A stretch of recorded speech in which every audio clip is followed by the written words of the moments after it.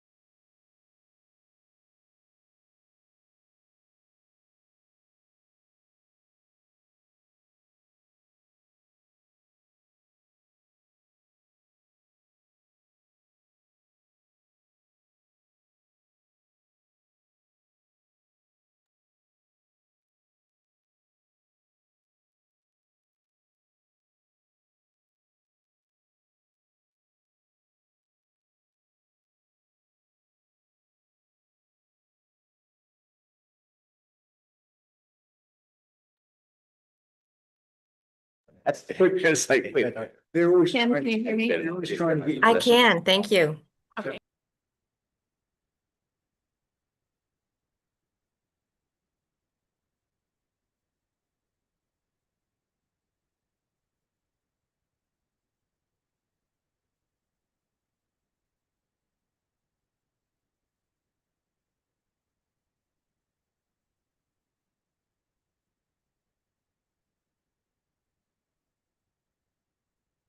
The little pop-up said that it wanted to promote me to be an attendee. I thought that was very exciting. I'm promoted.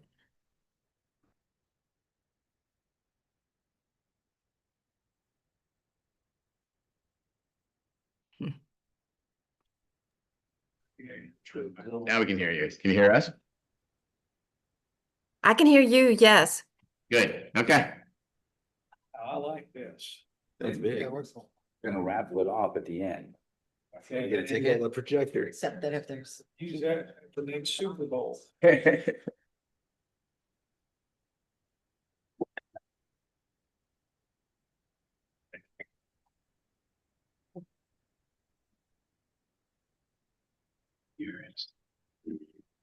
Oh, thank Okay.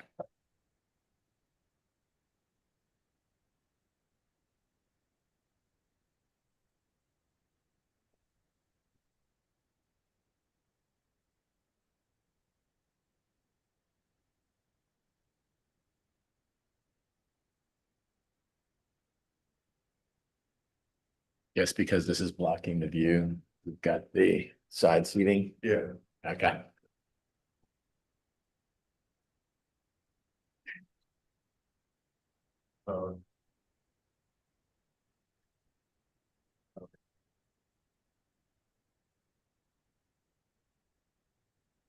Hey.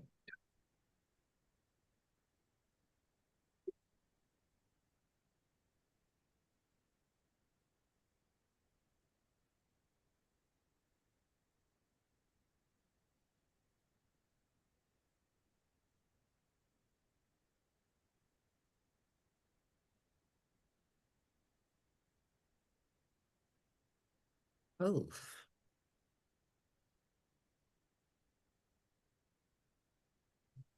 Hey Cam, what's the code? fine. Thanks.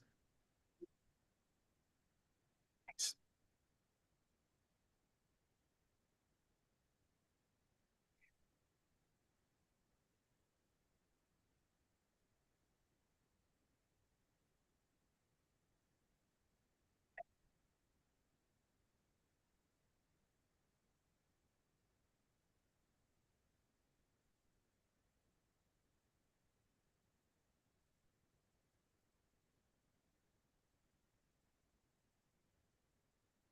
All right. Good evening, everyone. This is the City Council work session on Monday, March 23rd, 2026. It is now 6 p.m. This meeting will come to order. Please rise and join me for the Pledge of Allegiance. I pledge allegiance to the flag of the United States of America and to the republic for which it stands, one nation, under God, indivisible, with liberty and justice for all. Kathy, would you please call the roll? Councilmember Frank Bankert, Present. Councilmember Kimberly Shaw Elliott, present. Councilmember Todd Harper, Present. Councilmember Jody Shirley. Here. Councilmember Anders Willings. Here. Vice Mayor Lloyd Roberts. Here. Mayor Dave Gaddis, Present. City Manager Kyle Reefler, Here. City Attorney Tom Trask. Here. All right, thank you, Kathy. We'll just roll right into our first item on the agenda, which is a discussion from Chief Grimes of the Pinellas Suncoast Fire and Rescue District.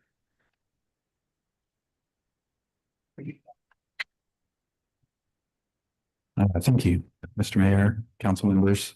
So yeah, we We can watch you there. I'm probably bigger on the screen. Yeah, thanks for having me. I think there was really two reasons for me to be here tonight. Was one, we talked about the city summit and the information that I gave to all the cities, and I just think it's valuable and relevant. And then the other is the discussion about our northern move and the House health is all going. So let me roll right into it. I'm gonna try to do it in a short period of time, less than 10 minutes, but we're part of an amazing system, fire and EMS. Like and I sent an article recently to one of the citizens, Miss Murphy, who asked about the system and how the trucks respond from inside and outside. I would ask, maybe you could send that to all the council members. I think it's a great overview of how the system works and how it all works together and seamlessly. We're a 75 station system with fire and EMS, and it all works as one. It's really not, but it's divided into 18 pieces of a pie that all works together as a pie, and we're a piece of that, and we're a special independent district. And so I wanted to just talk a little bit about that and what that means for you. Real quick, I'm just going to talk about, I wanted to say I have one of my fire commissioners here. We, like you, are have an elected board of government. We impose a tax, and that's one of our commissioners, Chief Wilfong over there, and my lovely wife, Sally.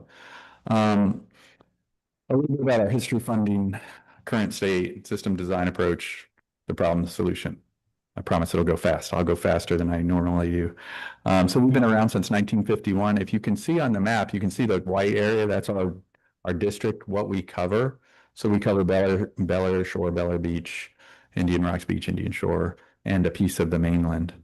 We're a single function government entity, so that we own about your fire and EMS, and we think we're the most cost effective. I'm going to prove that to you in a minute. Approach to this. It's regional. We have a local engaged board. You can see my board member here tonight. We're really your fire department. And I was talking to the city manager of Indian Rocks Beach, and he's like, he came from a city that had a fire department. He's like, I'm so glad that I don't have a fire department anymore, but I do. Like, you know, if I have one that serves me, but I don't have to worry about firemen salaries and everything else. So we're your advocates. So when I said we're the most cost effective, so this slide we put together, which when the way we're funded is we impose tax, and part of it is a tax, which is per household. So per household, it's a $360 flat fee. That's the way it's been since 1951.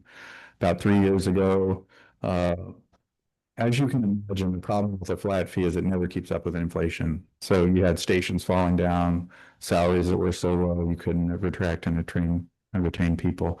So the citizens voted to impose a 0.67, a small middle tax on top of that. I was on the outside at the time and I was thinking to myself, there's no way that a tax base is going to vote to like tax themselves, right? Like there's no way this fire department is going to survive. I was working at the county, I really thought that our district would go away and it would be absorbed by the semi-dependent district, right? Now that I'm here and I understand the finances, I wanted to compare what you pay us as an independent fire district and then what you would pay if you were part of the Seminole district, or because they're all ad valorem based. So you can see Bel Air Beach here, average taxable value. The average payment for the fire department per household was $822. In our system, the higher your house goes in value, the cost effective it becomes because our millage rate is so low. The millage rate being small does what Governor DeSantis, I know he doesn't like ad valorem because it outpaces inflation. But by having that small millage rate, it allows us to sort of keep up with inflation without outpacing it. So the larger in value, and you'll see that if you compare Bel Air Shore. So if you're in the Seminole district, it's a 1.8 mil, and $419 more. Rideau district, $295. Clearwater district, $122 more. So if you can see where if you have a higher value, like the average value in Bel Air Shore, they're paying $3,400 a household. If they were part of the Seminole district, they'd be paying $8,000. So now I understood why we almost had 100% vote for the ad valorem to keep the fire department the vote, right? So, and we're very cost sensitive, you know, about spending the taxpayers' dollars. Our board, that's all they think about. Fire, and that's all the things they have to weigh is how do we provide great service. So EMS funding is also on top of that. It's a little bit different. So this slide shows the EMS fund. We basically get, so the EMS in Pinellas County taxes a 0.8 mil or 0.80 mil basically. So from our district, the county gets about $4.9 million to provide EMS. And then they give it back to us in the form of seats. They give us paramedic positions. And today those paramedic positions cost about $800,000 a position. But so we give about 4.9 million, we get back from the fund about 2.9 million. So we're contributing about $2 million to the betterment of the system. And it's great, it's a great system. I mean, there's other things that have to be paid for. We are requesting enhancements this year, which I'm going to talk about, and why I want you to be educated, because you may get asked about it. But we are asking for enhancements that bring us to 4.4 million. So instead of a 59% impact, you know, what we're providing, it gets us to 89%, because, you know, the county says, hey, there's some cities that are donors, there's some cities that are givers, but we think 50% is too much of a giver, and 89% is probably a little more reasonable, especially when you have areas in the district that can't meet the county minimum benchmarks for response times. So we don't have a funding problem, we have a deployment problem. We talk about our problem, which is response times. So the county has a 7.5 minute benchmark that we should be able to get to. Seams, barrier islands have trouble getting there because we have limited access. We also have high value communities, and we're not meeting the standard. This is a solvable gap, and it's not a remote area challenge. The county would say to me, you know, well, people response times, but to me, this isn't a remote area problem. This is a barrier island problem, and so. And I think it's pretty solvable. So real quick, system design. So you can see my chart. I don't have a pointer, but the 0% at the top, if you don't have a fire station that can get to you in 7.5 minutes, you have 0% coverage. If you have one fire station, you have 70% coverage, because that fire station is going to be on other calls, out for maintenance, out for training, right? 30% of the time. In order to get really good coverage, you got to have overlapping circles or overlapping coverage areas. So in the real world, obviously quicker is better. Like, how is it really matter fire? In EMS, every minute, your chances of survival drop by 10%. So for cardiac arrests, if you can get somebody that's having a cardiac arrest right in front of you, chances of survival is almost 100%. But if you wait 10 minutes, it's 0. Same is true for stroke, trauma,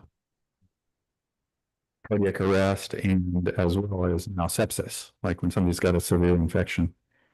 This is a 2009 study that was done that showed areas of the county that have good coverage, you know, green, yellow, red, right? You can get the outcome. And this was another gap in 2000, this area. Extra coverage isn't, it's not all how many calls you have, it's justified because of barrier islands. You know, it's also difficult on barrier islands because of the cost of land. We've talked about that, and how, you know, when we're trying to buy property or place stations. Nowadays, I will say that we're in an amazing position because we have computer technology now, and we have call volume that we can really predict. And we're sort of building now, Pinellas Suncoast is building this department and these stations to where they serve people the best. In the past, it was like, well, there's the district, let's put a dot in the middle of it. That was the science that went behind it. Now we have real science. And now we're trying to figure out how we get everybody care under the benchmark. So that was from the same 2009 study. Here's the problem. So the map on the right is a computer model of if the response times can ever be anywhere, and the answer is no. And then the map on the right is actual calls that happen and whether the bench time marks were met. So it's pretty obvious what's happening and what's been happening. So remember the circles? This is where we get back to the circles. If you follow the circles up the beach and then check out, you know, Bel Air Beach, you see that there's just not adequate, there's no circle.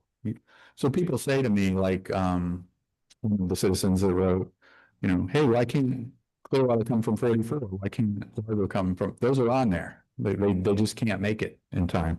They're just not close enough is the bottom line. So in about a year from now, they've broken ground already. They're opening the Reddington Beach Station, which you can see the circle down in the south where you have overlapping coverage. So that the good news is for the system is they're going to get overlapping coverage, so they'll get a higher percentage of coverage. But what it really enables, and that's awesome. What it really enables us to do is do what I'm proposing and we'll talk to you guys about. So we asked the county, we said, do a study on where's the best place for fire stations or EMS stations. And so they provided us this study, and it shows, and we used Bel Air, actually Bel Air was the number one spot for the north, and but it showed that a 3-station, can we ask the legitimate question, do we need 3 stations? Or can we get away with go to 4? Can we get away with 2? Like we weren't saying place 4 stations. Well, and so this is what it came up with. We really think the end configuration is probably going to be 4 stations with a part-time station in the middle. So in other words, we'll try to save some cost in the middle because our problem is not at 3 in the morning, because well, even they make the sidewalks here, right? Like literally traffic problem at 8 o'clock at night, traffic problem at 3 in the afternoon or beach time. And so we'll probably try to do something called peak load staffing and staff that middle station during peak time. But that's a future discussion. For now, to serve our community, those are the 3 places it needs to be. Oops, I did something here. Stand by. Yeah. All right. Yeah, so here's the solution. You can see that Reddington Beach Station allowed us to push the southern station. So you see a new white dot, and then you see that we were able to then add the station up here, which connects all the dots. And then there's the same computer modeling that we did before, and guess what? There's no really. Like we're able to get to citizens in Bel Air Beach in under 7.5 minutes. So it's sort of a system design approach, and this is what we're advocating for. So we're trying to align basically where we put the stations. So we're asking this year, and the mayor's on the MSAC board, so you're going to see this exact same presentation again. Maybe you can help me refine it a little bit so it resonates to the board. But we're asking to add a paramedic up here in the north. And we're also asking to add a position to staff a rescue. And I'll tell you about that in a second. So those are our asks for funding increases. That's why our funding from the EMS goes from 2.1 to 4.2 million. So Station 75 is what we're calling this one. This one's up here in Beach or Beacon of the Devil.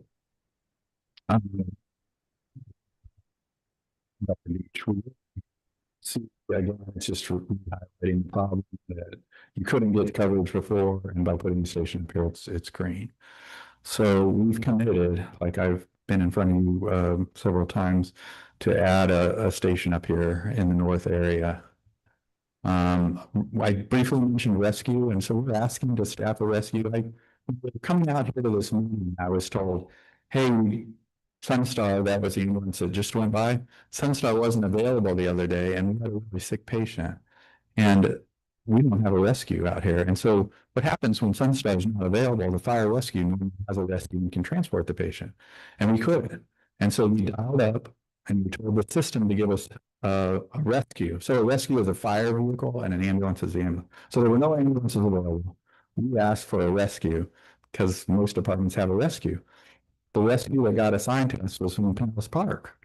So if you can imagine Bel Air Beach needs rescue, and Sunstar was not available, the fire department could take care of you with their paramedic. They're going to ride in anyway, but that rescue needed to come from Pinellas Park. It just doesn't make any sense. This is a county's map of the 2 areas that are undercovered, the green ones actually, and are planned for the future. So they bought us a rescue truck. We have a truck. We're staffing it when we can. We just don't have it staffed full time, and we're asking the county to staff us, to give us the staffing for that full time. So what we're asking the county for is a new ALS position for this station and rescue. And I'm going to say, this thing ended. I guess that's it. So what we've been talking to the cities about is we've been asking, because we asked the city to help us with a resolution of support. Asking for one is the county's looking at the Tiki Garden property for that south move. They have the land there. We've identified it. They gave us a couple items to meet, to parking places and make sure there's no storm issues. And we met those. And so now it's going to the city or the county administrator, assistant county administrator, and in front of the county commission. So we've asked all of our cities to help support that.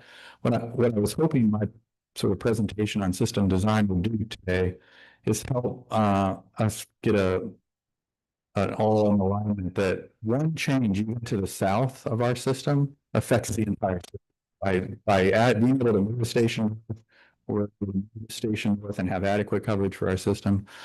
So basically one thing that we do that benefits one city benefits them all. So the assistant county administrator, I think, asked because Bel Air, Shore, and actually Indian Shores have done resolution so far, and he saw them on the agenda, and he's like, well, the city council members really understand what they're talking about. And so this is why I want to help make sure that you understand what we're trying to do with system design here and helping making sure that our citizens are covered. When I say your citizens, I always think it's our, like they're the same citizens. The county said we may have to buy the property at the Tiki Gardens, and I was like, nah. You didn't have our citizens pay us for the property. It makes no sense. So anyway, we're having those discussions now, and I appreciate your support on that. And then I know the mayor again is on MSAC, but you know, we may ask for another resolution if we need it, but I don't think we're going to need it for the ALS, for the paramedic position up here, because the worst case scenario that could happen is we could add a fire truck up here and get funding for a paramedic. 80% of our calls are EMS, and we're fixing, 20% of our calls. We're not fixing the 80%. So we're putting the infrastructure in, and which goes to sort of the station up here to quickly talk about the house. And I know, maybe I can jump to that next. So we've bought a house so we had purchased property, if you recall, at the Church of the Isles in very north of Indian West Beach. As we were going through this, actually it was your idea that sparked it. Our thing is we want to be responsible to the taxpayer, and I'm on my soapbox about, they told us it was going to cost $10 million to build a fire station on that piece of property. $10 million, $1,000 a square foot. The most expensive house across the street is $800 a square foot. It's like, it makes no sense that a fire station, so 3 guys can sleep, would be $1,000 a square foot. So the idea of the house here sparked the idea, and we found a house adjacent to our property at Church of the Isles, and we purchased it. We closed on it last week, and we're going to rehab that. And so that was as we were working both parallel paths, that was our other path. That was our permanent solution, but we embedded our permanent solution. We made it a solution that we're not going to spend $10 million there. We're going to be able to occupy that house and have a fire station for less than $3 million. So it's basically a $7 million tax savings to all of our taxpayers, which we love.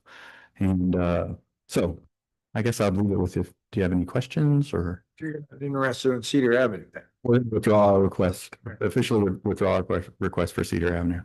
Yes. Council, any questions or comments? I have a couple questions. Well, thank you for clarifying the Cedar Avenue, because that was the big. Would you pull your I'm microphone a sorry, little that was a closer? big question that came up, but the other question I had, you were discussing that Bel Air Shores and Indian Shores are doing a resolution. Expound a little bit on the resolution that you're asking for, because I'm not sure that I followed that. So we ask our cities to a resolution of support for the county to support our initiative to occupy the Tiki Gardens property. And we usually have a resolution of support if we needed it for these positions. But so we I think I sent Kyle a draft resolution of support. Indian Rocks it's voting on their April meeting. They're going to vote on it. And it's just a resolution supporting.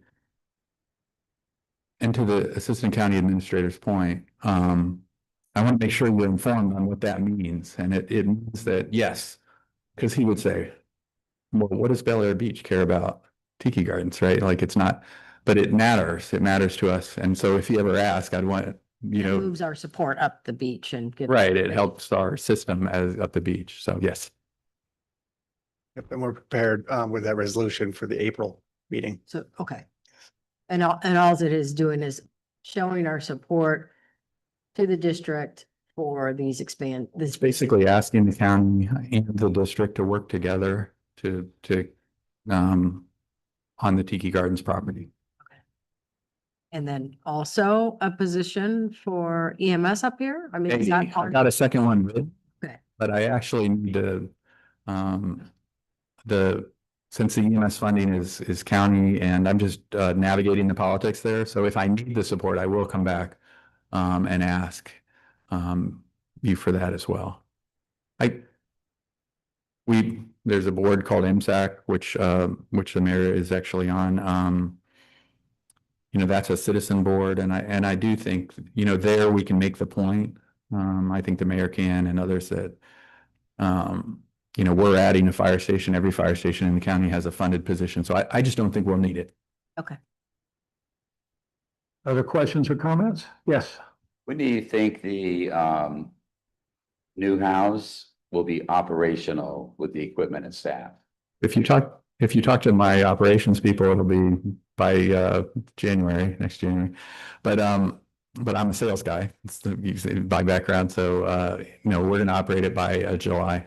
Okay. Like probably, well, into the summer. Can give me that much flexibility.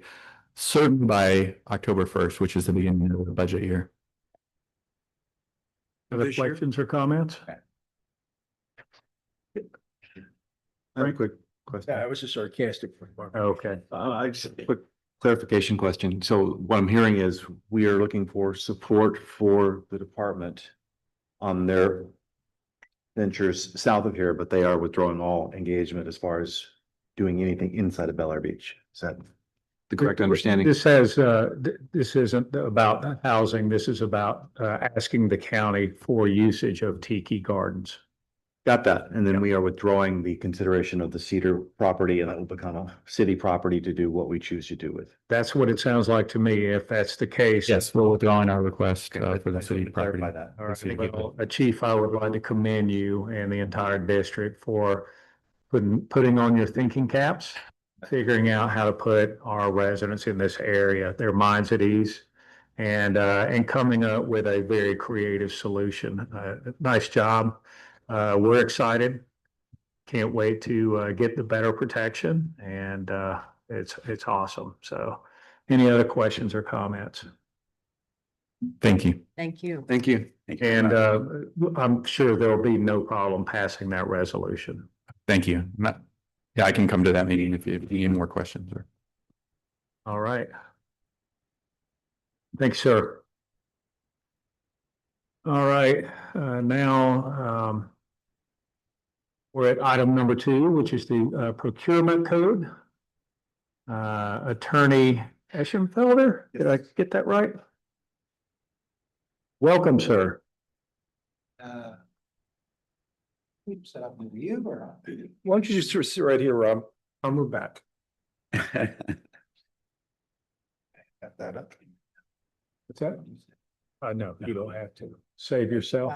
Thanks for coming. It was nice meeting you. We'll leave it to you. Thank you.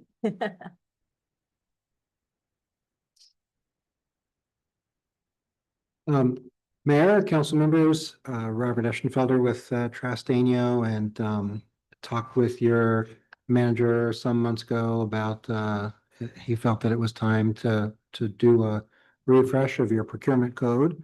And as luck would have it, of the many things I specialize in my firm, procurement is one of them. And so Mr. Trask asked me to work with the manager on producing what I think you all have before you and have had the opportunity to review.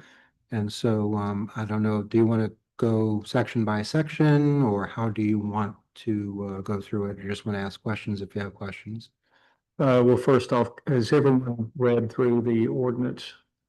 And, okay, so, why don't we do an overview? Why don't you present us with an overview of the ordinance and what, key points are changing? And then we'll turn it into a discussion. All right, thank you, Mayor. So in terms of changing, as you all see from back in the back of the ordinance where we do the strike through, your current procurement code is pretty darn small. I mean, yeah, it really just deals with bids and only bids, and so and there's a section on procuring real property, which I just pulled over into the new code. So there's not really much going away.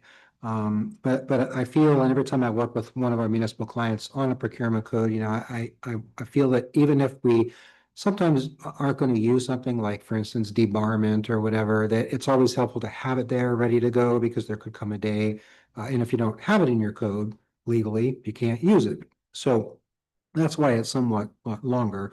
But on page 2, it just starts with what the purpose of the procurement division is, and what it applies to. Just to be clear, it doesn't apply to things like, you know, if you get a grant or whatever. Then there's section 2-3 definitions. These are all pretty straightforward, unless you have any questions on those. Section 2-4 is exemptions, and so sometimes my elected officials, you know, they're like, well, why do we exempt anything? And so, you know, walking you through that, and hopefully if you've read it, you know, you kind of got the idea. A lot of these things it doesn't really make sense to competitively procure, because either they're coming from a single source like your utilities. I mean, your utilities are your utilities. There's no sense in procuring those. Grants or gifts, nonprofit funding agreements, insurance policies. A lot of these things you can go out and solicit, but sometimes the market is very confined in what you're going to be able to do. And so that's why these list of exemptions are on there. Things like, for instance, dues for employee memberships, lobbyist service, legal services. Those are sort of things that you want to pick the company or the entity for the quality of that company or entity, and not, you know, go out and do a low bid or whatever. And with all of these, by the way, you can, and that's the little paragraph down the end. There's nothing that prohibits council to say, you know, I still want to go out and do this. Fine, then you just give that direction and the manager will go out. But day in and day out, if we have to get, you know, title extracts or certified public accountants or whatnot, we're just going to go out and do that. So if there's no questions on the exemption list, then we get to 2-5. And 2-5 is a bit of a departure from your current code. I think your manager is authorized up to $25,000. And so what I'm presenting to you here, first of all, we need to deal with the categories of what level of work your government needs to do to procure. And so I've broken it down into category 1, category 2, and category 3. So category 1 is up to $20,000.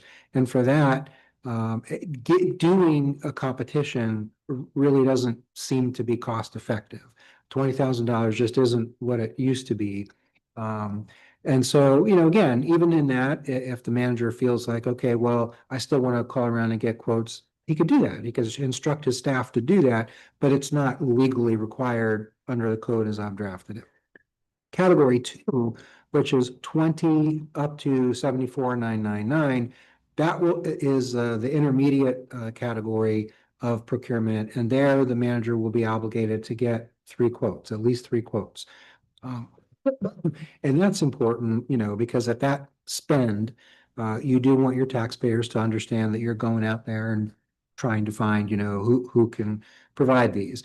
But I will tell you, just if you think to yourself, well, geez, Rob, why don't you just go do an RFP or invitation to bid? At that low amount, you're probably not going to get a lot of companies to be hunting around on the electronic platforms out there for a job for $70,000. So what the manager will have to do, or whoever he delegates to do, is we have to call around and get those quotes. We have to identify the providers of those goods or those services and call and say, here's what we want, here's the specification, please give us your written quote. And then we get those, and then we pick what is the best deal for the city. So you're saying we're gonna solicit the contractor? We're gonna solicit whatever the vendor is, be it a construction contractor No, or, I'm just saying, the way this is written, you were looking for 3 contractors before you can award it, right? three quotes, Or yes. 3 quotes, I mean, I'm sorry. So one person puts a quote in. We have to solicit 2 others? You have to try to get 3 quotes. You have to Just go- said you have to try. Yeah, so you have to go through the blue book and pull up contractors and whatever. Yeah, like let's say, for instance, you need an air conditioning change out. It's a good example. That's probably gonna to be in that middle category there. Because it's a large building. How many, So- just to make this quick, how many calls do we have to make if we only get 1? You just have to make a good faith effort. And so I love the. look, it's hard to say you must try to call at least 10 people because it's going to depend on the market, right? So, air conditioning companies, this is Florida. We got a lot of them. So, there the manager's going to be on the phone because he knows he can go down the line and probably get 3 quotes. If it is a supplier of, I don't know, I can't think of it right off the top of We my head. install. Pardon That's a me? Big one, installing the markers out on the beach. It's tough to find a contractor. Exactly. That's a very limited, marketplace. And so there may be 3, 4, 5 providers in the greater Tampa Bay region that he can reach out to. So to say, well, I made 5 calls, that may not be enough work, or it may be a lot of work, just depending on what the market is. So I think, to extent, you have to trust your manager to apply this code in a reasonable way. But what the law is going to want to see, and what I will want to see, is just that the manager can raise his right hand and testify, I tried to get at least 3 quotes, because that is what my code says I have to do. And he would document that, he would say, tried calling this company, wouldn't quote, tried calling this company, wouldn't quote. And if it doesn't work, it doesn't work. If we get 1 quote, go with that company. So category 3, this is your form of procurement. This is what you all are used to hearing about. Invitation to bid, if it's a price-based quote, that's like normally if we're going to build something, that's what we would do. But there's a request for proposals, invitation to negotiate. So it all just depends on what kind of commodities or service you're buying. But you have to, the key here is it has to be a formal solicitation. So we would have to put together the RFP or the ITB or whatnot. And, our offices work with the manager, and he's got pretty good models and templates for those things. And we use online platform Yes. here in the The city. Demand Star, no, Yeah. Demand Star. And so what y'all may or may not be familiar with that, but it's really good. There's numerous platforms like it. But you put it out there and you assign commodity codes to it. And on the flip side of that, the vending community has signed up to receive any posted solicitation that falls within their commodity codes that they do. So if it's air conditioning, that's going to be a commodity code. So he puts that out there as a formal invitation to bid. All of the air conditioning companies, probably in Florida, that are signed up to Demand Star are going to instantly get that pushed to their email, and their intake people who are looking for new business will pull it down and decide, okay, is this something that we want to put in a bid for or not? That's how that process works. Any questions so far? Okay, so then we're on page 10. So this is still 2-5. And so after category 3, we describe that category, and then we go into a large subsection B. The city manager is authorized to approve contracts not exceeding $75,000 to be paid from available funds budgeted by the city council without further action of the council. So this is, if you're asking about change, this is the most significant change to your current policy, because again, he's currently at 25 with his signature alone. What I'm proposing is 75. And again, I understand that sounds like a lot of money, but many of our clients are moving towards it. Last year, I'm village attorney for the Village of Estero, and that we picked 75 as well. And it's a good balance in terms of him being able to quickly get procurements done and not having to wait and come back to a council meeting for a $52,000 contract, you know, but key here is that the money that's to be spent is only out of budgeted money that this council has already budgeted and said, we agree this year, we're going to put this much money into this line item, this much money into this line item. So if you do that, that's sort of your role as the appropriator, and then it's up to him to spend it day in and day out. But if it goes over 75, then of course that's sort of a tripwire that for political reasons and so forth, and because it starts to be a lot of money, it would be brought back to you.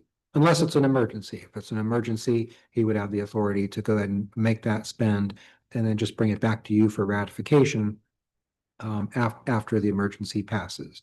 So is there any discussion or question or concern on that 75 number? We should probably talk it out. The only comment that I have on that is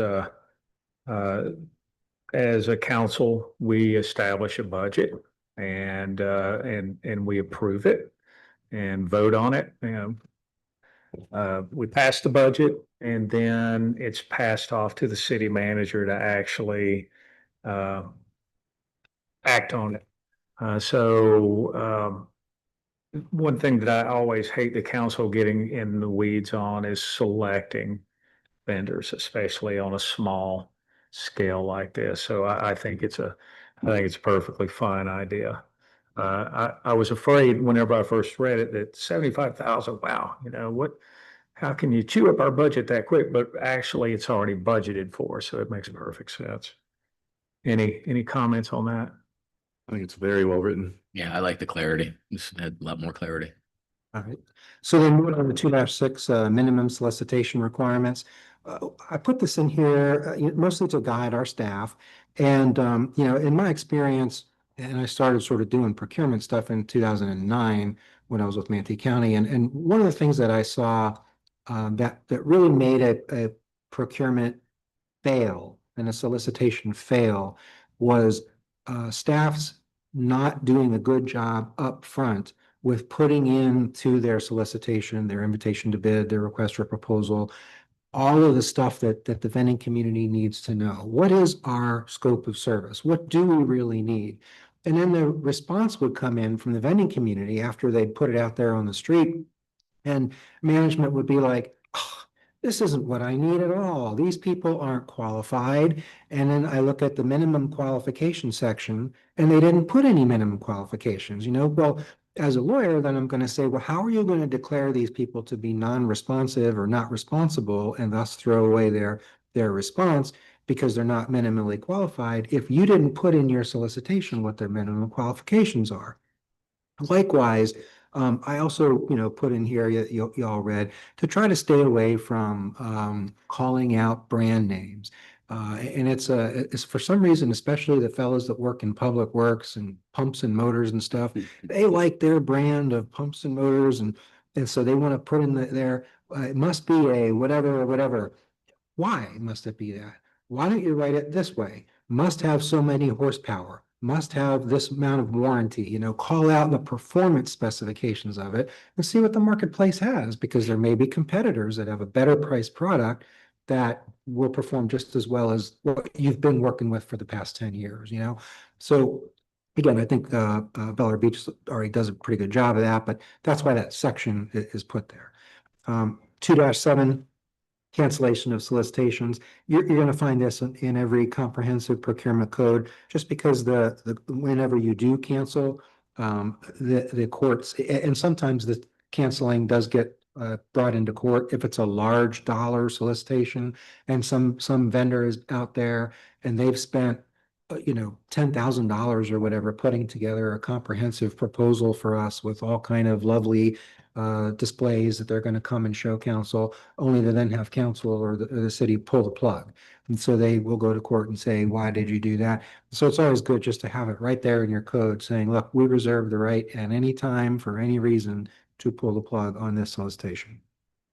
2-8 deals with source selection. It just basically calls out all of the different things that we can do, the different tools in our toolbox, competitive sealed bids, requests for proposals, requests for qualifications, piggybacking, cooperative purchase. There's just a lot of different things that we can use. Matter of fact, before the meeting started, I was talking with the manager about the possibility of doing a piggyback contract for a service that you guys need. So construction contracts 2-9. So I put this in there because there's some Florida statutes that deal with construction when public agencies do construction that are specific and unique to construction. And I just want it to live in our code because it's easy for staff to have a one-stop shop, instead of going to the statute and going to the code. It's right what you need to know and be alert to in terms of advertising and what your threshold is it's right there in 2-9. The same thing with 2-10. You all may be familiar with the concept called design building, where you hire one entity to both design the structure and build it. The statute there requires that your code have a variety of things, including the process for selection. And so that's why that's in 2-10. Moving over to page 15 of the draft ordinance, up at the top is 2-11, waiver of competition. And so here we say that we're not otherwise prohibited by law.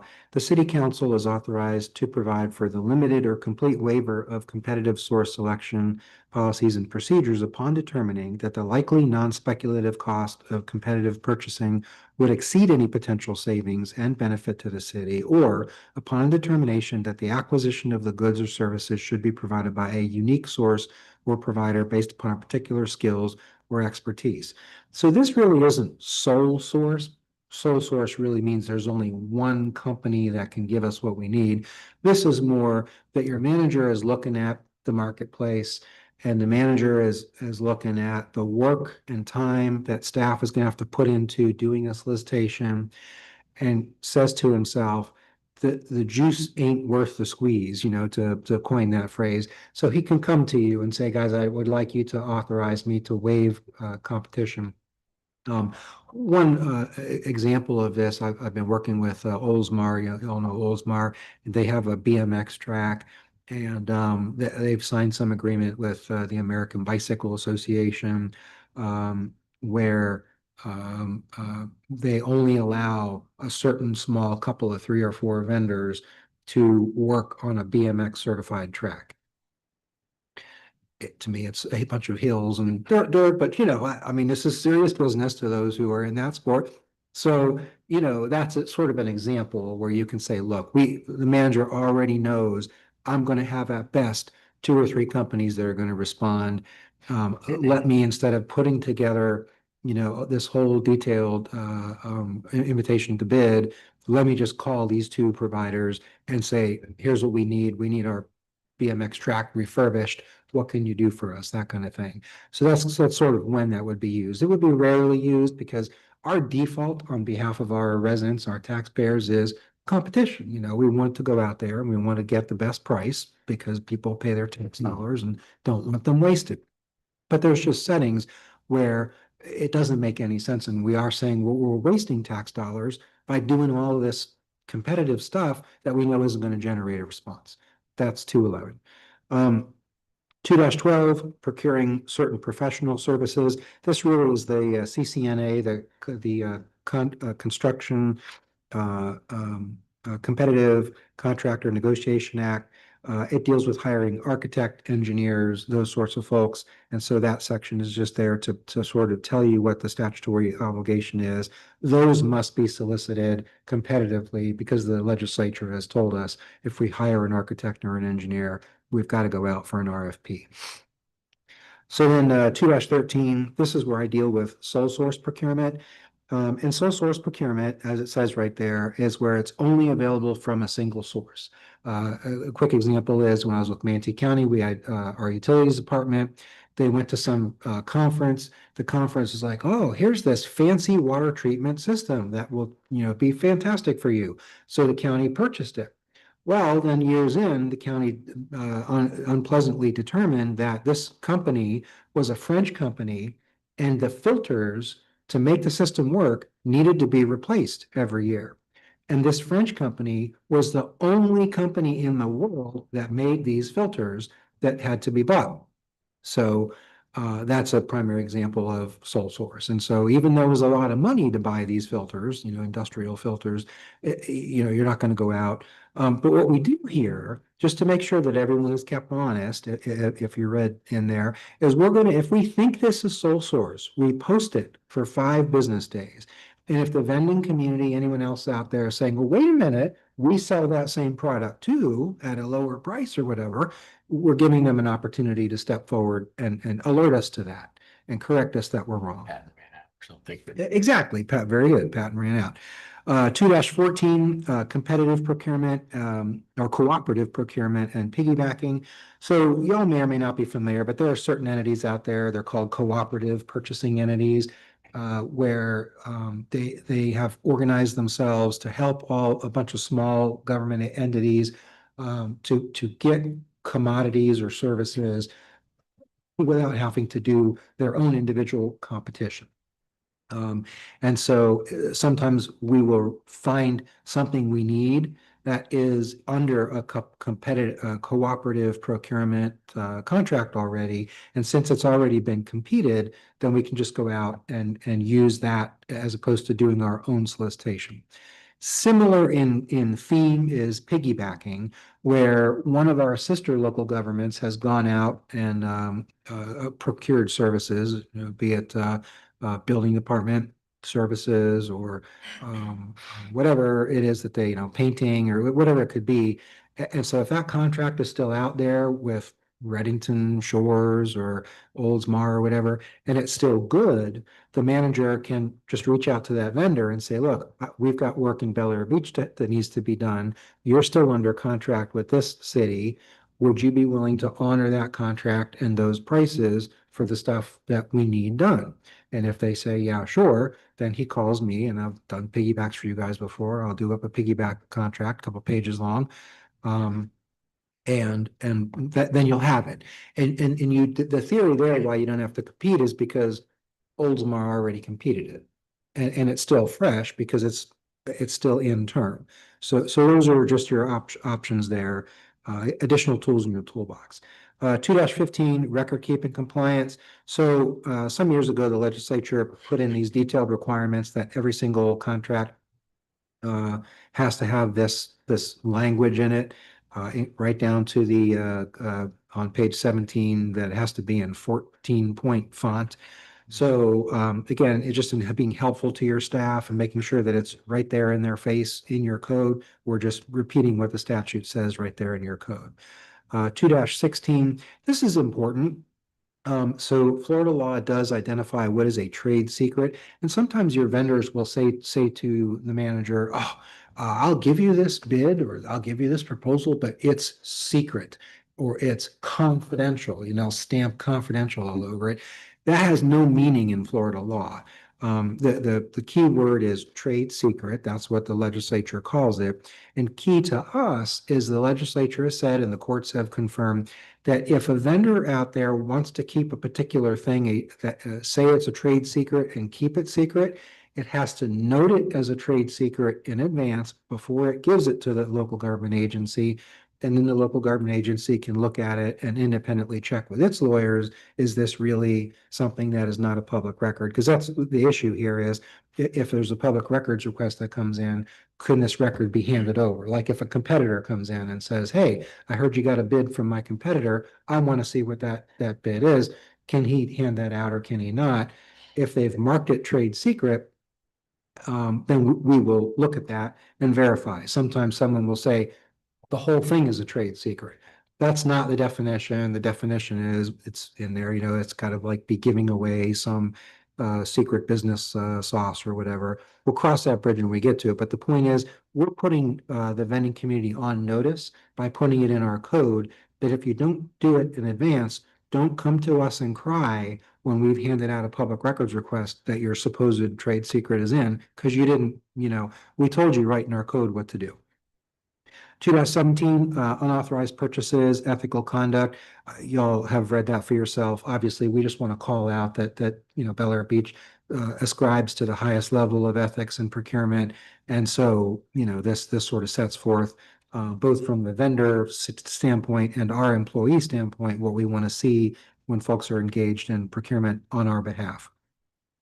Similar, 2-18, conflicts of interest.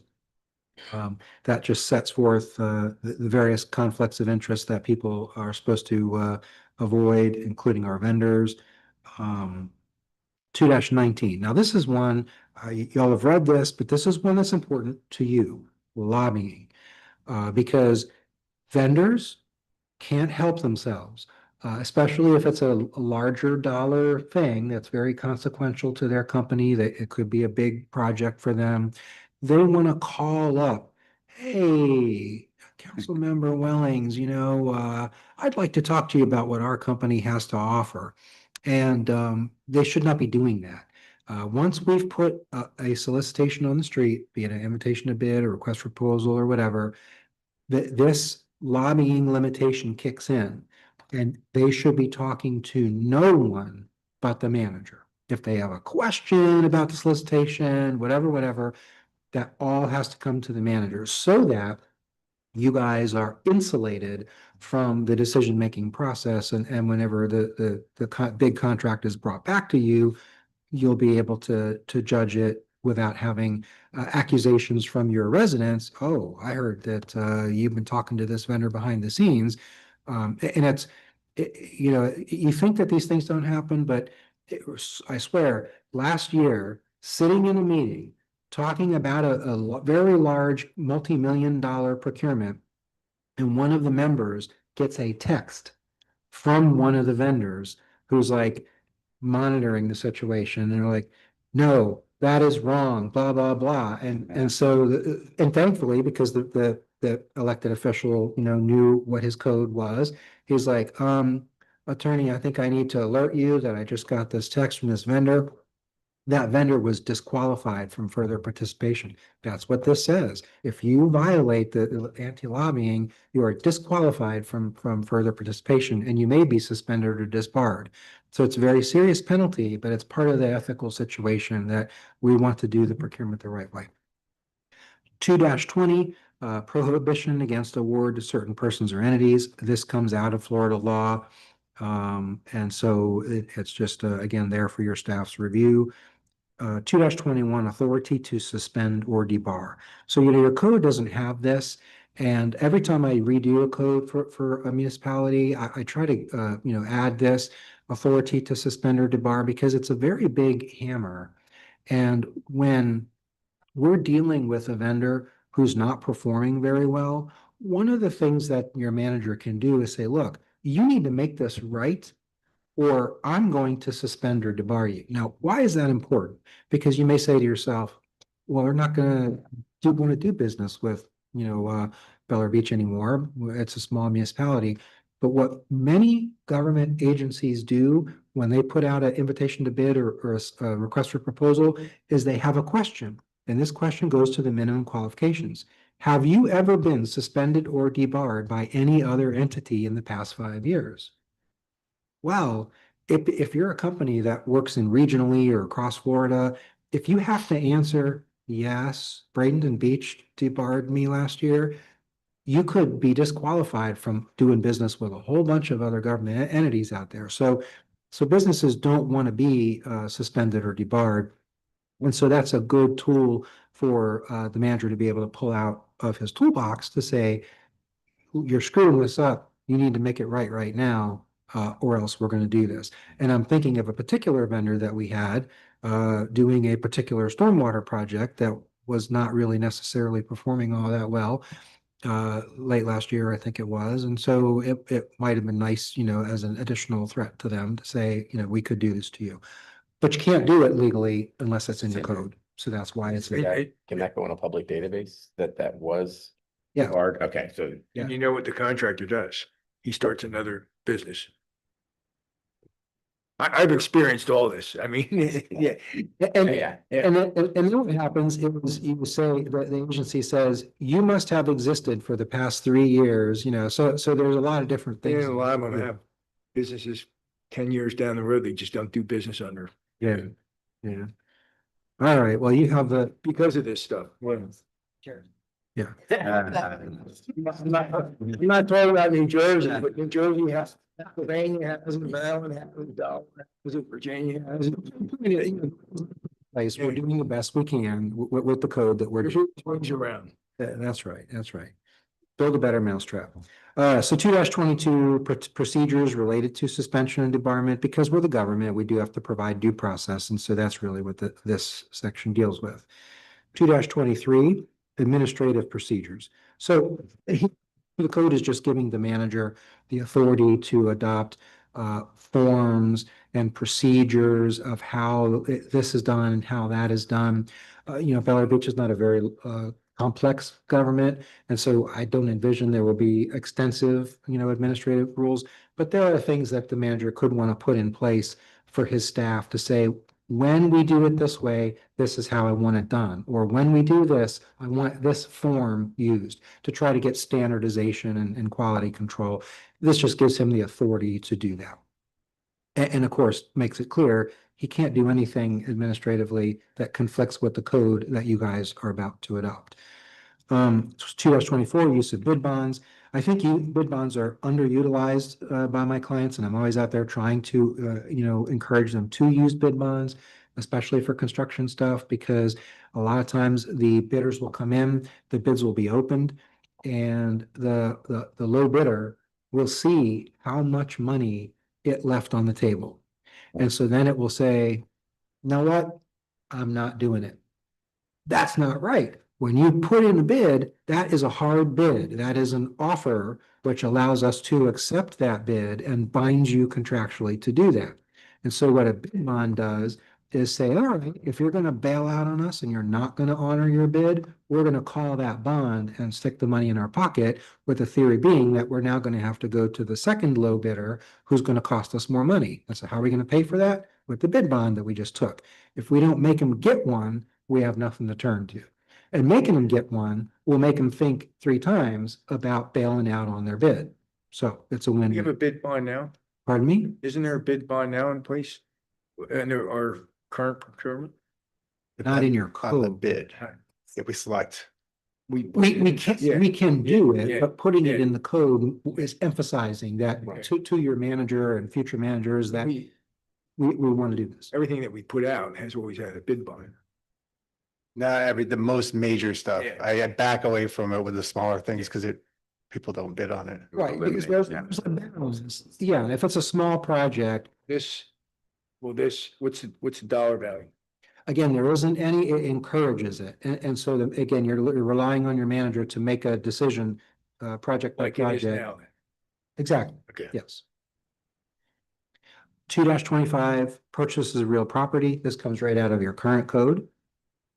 And that's it. All right, council, comments, questions?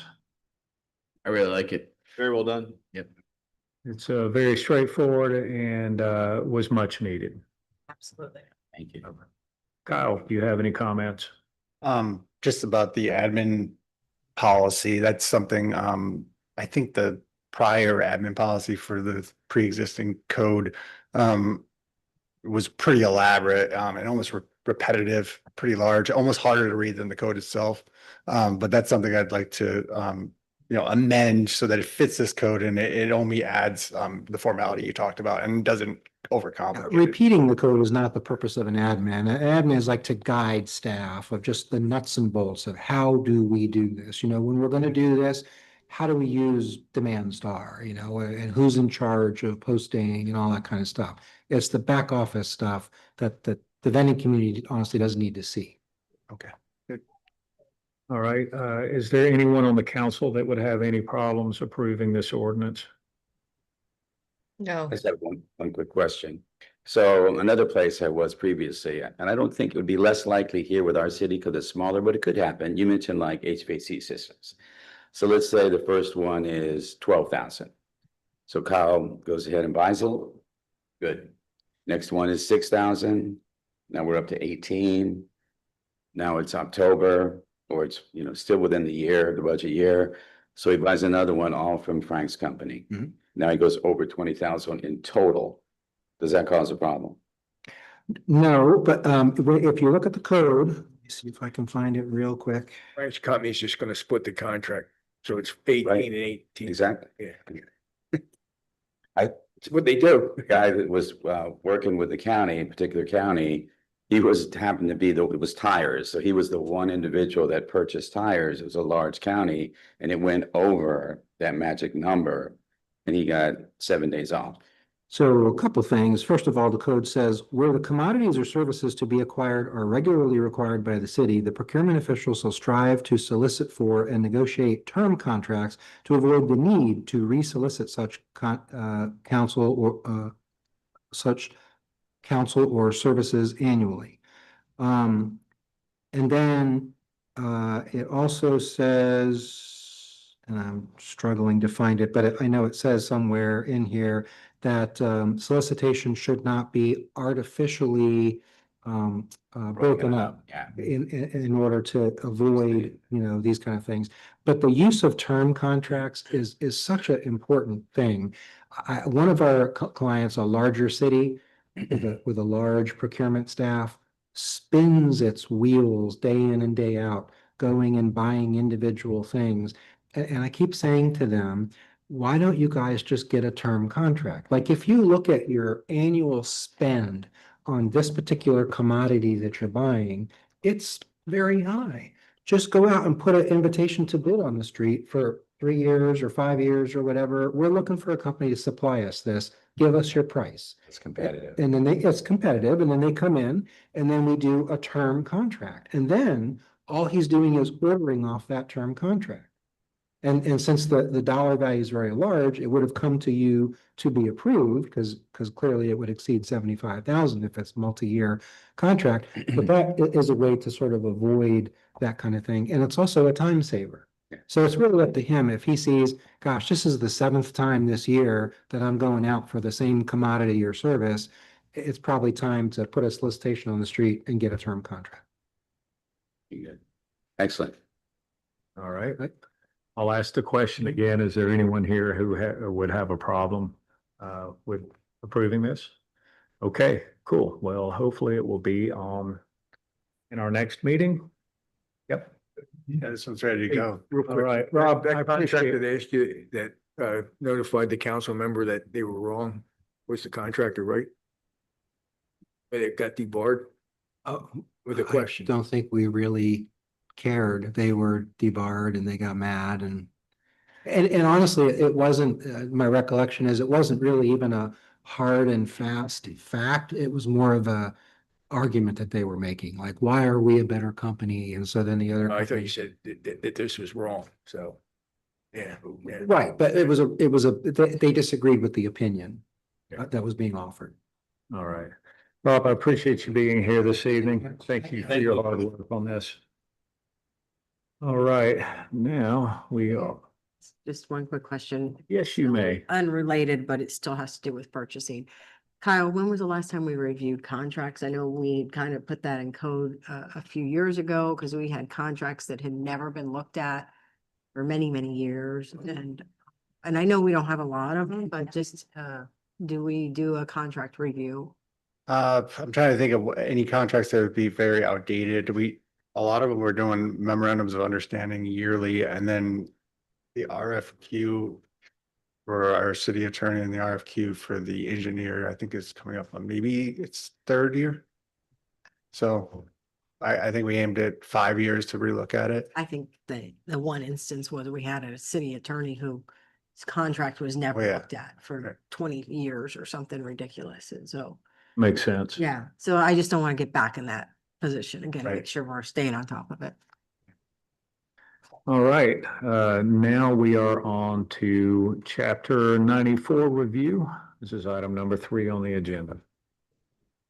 Yeah, I included back from where we started on the last meeting because I wanted to go back over section 94, 210, which is gonna be page 200 in red on the bottom.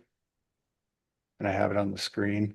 And the reason I came back to this is because we did open up the option to not only have the shed, but the gazebo, but what has been coming up as questions is also pergolas, and I just wanted to see if we're all in consensus that we'd be okay with a pergola of the same size as well as the gazebo. Very similar, not gazebos technically could have a full roof structure to be a building, and a pergola may not, you know, just slats, so. Roof system. Oh. But I didn't want to assume that. I wanted to ask and Council, any grievances with pergolas? I think as long as they meet the wind requirements and the speed codes, I think that's perfectly reasonable. That's a big. Anyone else? I think, I couldn't think of a reason, but I wanted to. Sure. Yeah, I think it's fine. Okay. Why do we have a 4-foot setback on a shed? We don't. The shed has to stay out of the building setback. What was that? The shed has to stay out of the building setback. There's no 4-foot setback. Well, I'm talking about like from the property line. There was, yeah, you can't put it against your Yeah. fence, right? Is that what you're saying? Yeah, but you can't put it in the building setback at all. So whatever Oh. that is. All right, but like what she was saying, because we had that one resident I came in with, he designed it, I think 3-foot or 2-foot, whatever, and got shot down. Now I have to put the shed in the middle of the yard. You know what I'm saying? Mhm. Where 2 feet, if we get a mower behind it, I think it would look neater. Why, that's been the way it's been since I've been here for 13 years. I don't know why we still have that 4-foot. Is there a reason we have a 4-foot one? Well, it should be applied on what the setback is for the lot. The 4-foot, I think you're talking about the equipment encroachment up to 4 feet of the side setback. Well, if I want to, if this is my lot and I want to put a shed here, I have to keep it 4 foot from this. No, you have to keep it whatever your side setback is. If you're talking about the side or the Yeah, rear, it has to yeah. stay. If Okay. it's 4 or 5 feet. In that That's what area. he's Call it, he's thinking of the building. So yeah, none of the setbacks are as small as 4 feet. The smallest, yeah, you can have a 7-foot rear and side setback, and you can have as low as a 5-foot rear setback in certain I think situations. his was 7. Yes. Yeah, sounds right. 7 or 8. So he has to keep it 8 feet out. And he's in the Okay. corner, so it's sticking out like a sore thumb now. And I guess the question is why? I think the idea behind that was to keep it out of the line of sight from the road. So if you're keeping the same setbacks, then it'll be shielded by the structure. It's also done for access. It's also done for fire safety. It's, if you put yours right up against the back of the fence line and the next door neighbor has against the fence line, you won't be able to get, if the building is burning, for example, you wouldn't be able to get to whatever you need to get to. So a lot of it is life safety related. Yeah, and I not understand necessarily- that, but I mean, 2 feet would be giving you that passageway. And I know what he's saying, 7 feet, you know, and all like that, but Well, no, if you ask your fire department, they're not gonna be happy with 2 feet. Yeah, so. those guys need to go to Planet Fitness then. Well, they're running with equipment. Yeah, they're running with equipment. Yeah, but our sheds have to be under 100 or 10. 100 square Yeah, feet, 100 square and feet. they too. cannot be visible from the road. It's been a struggle because I know there were a lot of them against fences, Yeah. and when we initiated that, they have to be out. When was that initiated? I mean, it's been probably 15 years ago or Okay. so. I mean, there were several. It's been like that since I've been here. Maybe I've it's got 13. But there were several properties that had to move their sheds, and it was. a Yeah, problem. and like right before I came in, 17, Yeah. 18. I'm not putting it on. there were many years of looking the other way. And then we got serious about code. So that's how that happened. And I think what we're really just trying to accomplish is, okay, you have this area that you can build your house in, and if you don't fill that area, well, then you can put an accessory within those boundaries. And Kyle, does that? I think we're going beyond that. So, yeah, I know that we did the detached building code, which was a FEMA requirement for the sheds, so they wanted that, all that wind code to be written in there. And then, you know, we determined that a building needed to stay out of the setbacks. I don't know if we could have made a different decision on that. But that followed in suit with our code at the time.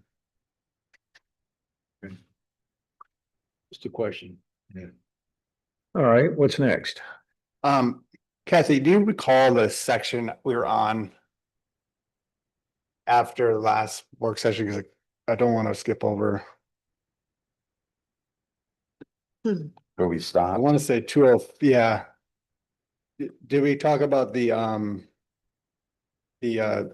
mobile homes, Yeah, maybe we'll talk about. being shielded and parked? Okay.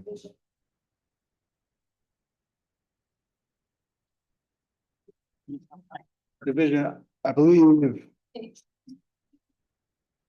Okay, 16 in red. yeah, you got it that far. That's second. So everyone knows at 7:30, we'll take a short break, all right?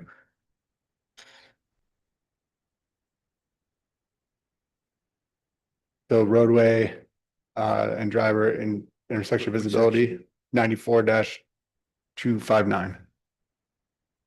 And that's page 215. Yeah, she said 216, so. Oh, 216. Yeah, I was in 216 on Okay, division. we did roads. that. Okay. So this was moved from chapter 10. And inserted here. No major changes except. Wait a minute. There we go.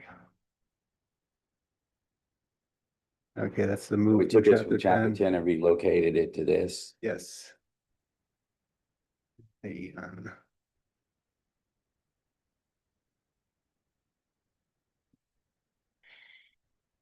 and also, section 94-293, where it says setbacks, height and width for the pools. This is the section.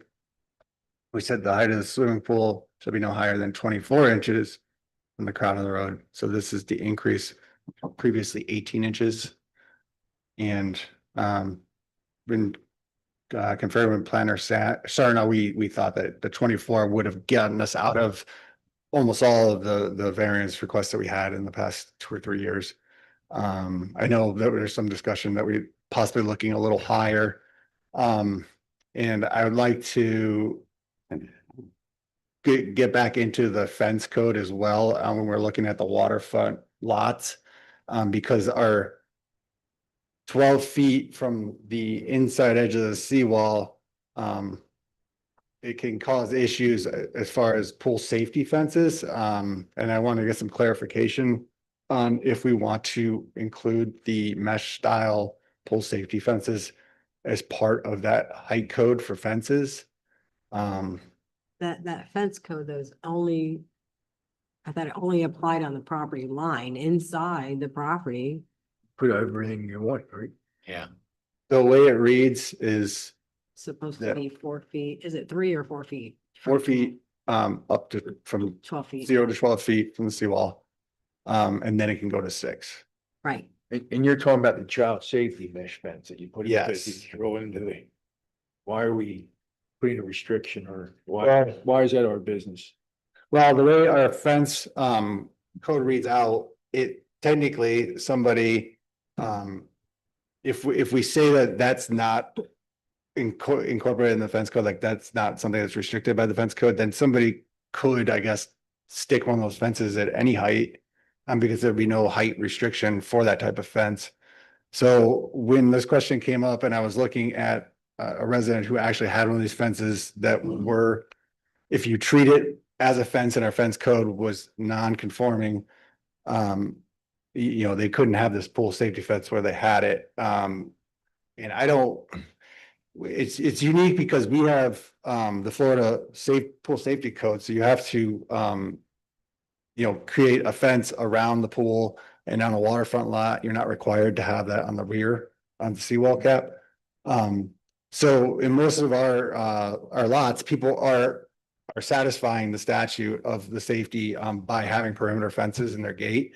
So this is not a situation where they're putting up the mesh safety fence to satisfy the safety code. It's an addition. Protect the child. The protect your child, yes. I mean, and again, I mean, we shouldn't get involved in that. Oh, I don't think we should dictate any of that because as Right. soon as a child falls in that pool and I don't Right. want us to be liable Yeah. for saying you can't put that up in your backyard. Yeah, we just don't want people to think that that's suitable for a main fence.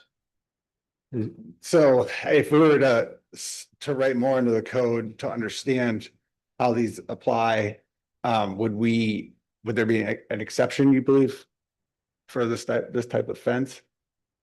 Well, aren't those, Did you get a complaint about I it? did. what was the complaint? That it violates the pool height, I mean, the fence height in that area of 0 to 12 feet from the seawall. But is it Some of these. inside the setback? It's in, yeah, so it's Inside It's- the 12 feet. it's inside the 12 feet, and then if this is a unique lot, so you have the seawall, and then you have an additional retaining wall built and then a higher deck. So the way the fence code reads is that when you have that retaining wall right next to the seawall, you have to include that in the 4 feet. So measured up from the seawall height, not that additional height. So say they had an additional 18 inches on their retaining wall, you'd have to subtract that, so they could only have a fence that was 2.5 feet from the actual It's deck. a mesh fence and it's It the person's is. backyard. I know, and I, So the intention was not to have a too tall a fence. It was just purely a matter of the logistics of the lot and how that fence laid out according to the walls.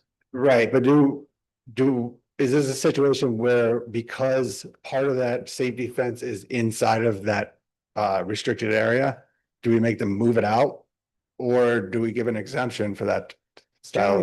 Generally, they're right around the pool area. This is You don't want a little the bit- kids. Why wouldn't we just put this through the variance process? well, you don't Need to walk need a permit for that fence. Safety. No, Yeah, they want them to remove the fence? They feel it violates the code, but So they want them to, yeah. I don't know how some of these people get up in the morning with all these burdens.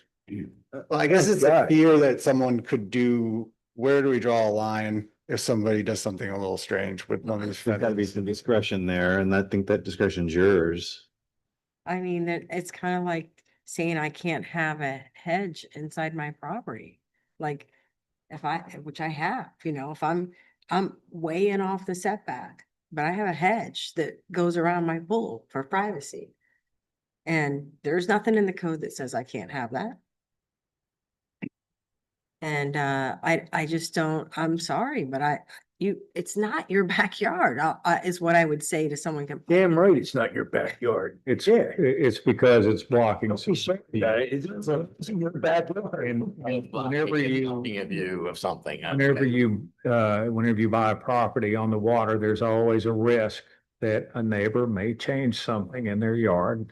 And it's just, that goes along with living on the water. Your view is subject to change. I thought we had changed the code to 4 feet from the water edge, not to 12 feet years ago. Did that not change? It was 8 feet, Right, and then we expanded it to 12. the other way. Yeah, we made it longer. How about if you talk to the planner and ask his opinion? Because my opinion is we don't think it is until Got a height whoever's restriction 12 complaining, feet it- from the it- wall. it and then doesn't go up from violate there, our but should- This is no different than installing an umbrella. 12 feet from the seawall. or buying a boat. but not left. Right. Well, the boat on the lip is a lot different because it's something maximum different, but 5 feet. this is within somebody's backyard. So if I live next to But you, the I put a main boat on fence the is left, and right. you can't see your Yep. views Main obscured. fence is So the the big water is floating- 4 feet. Beach object in the. I would say we don't touch that one. I mean, are we gonna get into that next? Max. But we're not getting into anything. It was a hypothetical question, but No, it was a complaint driven to him. I mean, Yeah. God, you're not getting paid.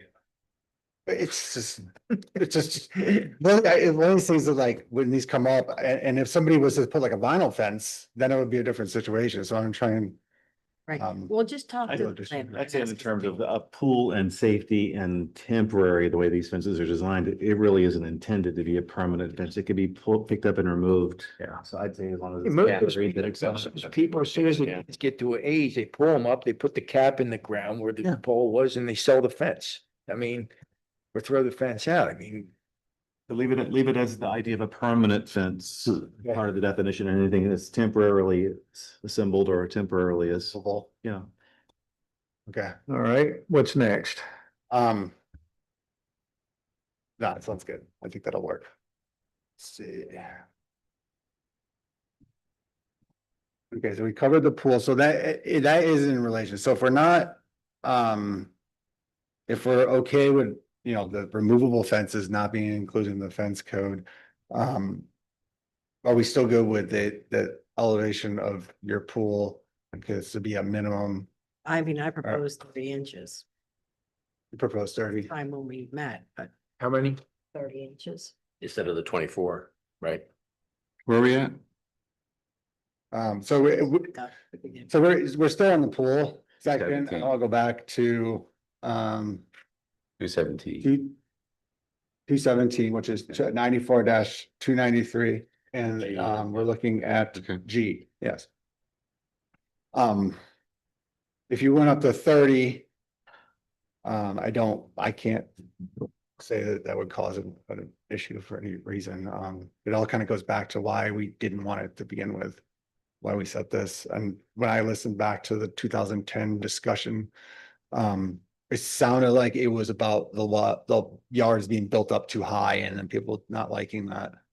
Well, I thought it was also about the runoff and that there was some possibilities of not managing the water, the drainage. I think that, I mean, any lot could not, you know, that could change over time, especially we get people bringing in lots of large palm trees and then they change their grading. I wouldn't be so concerned about that because I just feel like that's always a code. Like as soon as you are not keeping your water, then you're gonna get a violation. And I think that's back to, I don't have an issue with 30, because it just seems like we're raising the base level of the houses anyway, so 30 seems reasonable to adjust as we're raising the base level of the houses too. Everyone okay with 30? Yes? And I can ask, Planner Sarno what. If he Can't be has more than objection to 30, can't be giving- less. can be less. Yeah, and so what's the problem? His Yeah, is yeah, 30. Yeah, So you're not like the houses out Right. in Gulf Boulevard where you see the pools like 8 feet tall from the ground or something. Lloyd? Yeah. You're, Good with you're 30. real quiet. Good with 30. Okay, Okay, yeah. all right. My water doesn't affect anything, and I didn't do this, but when we bought the house, the guy in the pump system. I just opened a valve and it goes underground, the pipe goes underground and comes out on the street. So it doesn't impact anybody if I get too much water in my pool. Nice. Okay, so that was only, besides moving the whole pool section to this chapter. That. And then we get to Division 4, docks, wharves, and davits. You pronounce that? Davits. Whatever you said. Instruction, so this got moved as well. Actually. But the key thing is we had which is on page 220, 94-297 plans and specifications. And that'd be subsection 8. It says floating docks larger than 200 square feet shall require a permit through the city and shall meet the requirements set forth in this section and the sections 94-265 and 94-214. So that we had this in there because we have people throughout the city that have floating docks. They exist and there was never anything in our code talking about floating docks. They were just popping up. And then this is kind of saying, you know, that up to this amount, that's okay. But if they're larger, it's going to require a permit because once you get into a larger dock, you know, you encroach a little bit larger space management and all that and encroachment. It's floating. That's a pretty good size floating dock too. Yeah. Yeah, it's 10 by 20, or some variation on that. That's a pretty good sized dock. Is that in addition to the fixed dock that might be there? Yes, that would be an addition. So if you made the fixed dock, the 900 biggest square allowable, you can have another 200 square feet of floating dock. As long as you're within, you're still following the setback requirements. Okay. You can't violate any of those. Then, we talk about the construction, all those numbers stay the same, the distances. This would be another area though, Can I ask, if we're reducing that side that we would amend it as well. so planning and zoning's recommended that we remove the floating docks altogether. But yeah, they said that they didn't think there should be any floating docks within the city. That was a recommendation. That was heavily steered by one person. But there's no floating docks in the city or? There So are, they wanted to say no floating docks are permitted. For the last decade or so, that's the big move of floating docks. Why would we say, Yeah. why would there be a reason to say no if? No, because there was one person who was having a grievance with their neighbor over a floating dock. That's all it was. It's just. Got it. And there are a couple of homes that I can think of that are kind of wedged seawalls on both sides, and the only way they can get a dock in there is to put a small floating dock. I think flexibility is key here. Yeah.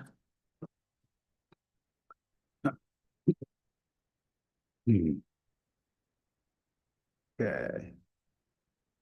so just clarify that. It says each dock constructed on reservoir property shall not exceed 900 square feet in total surface area.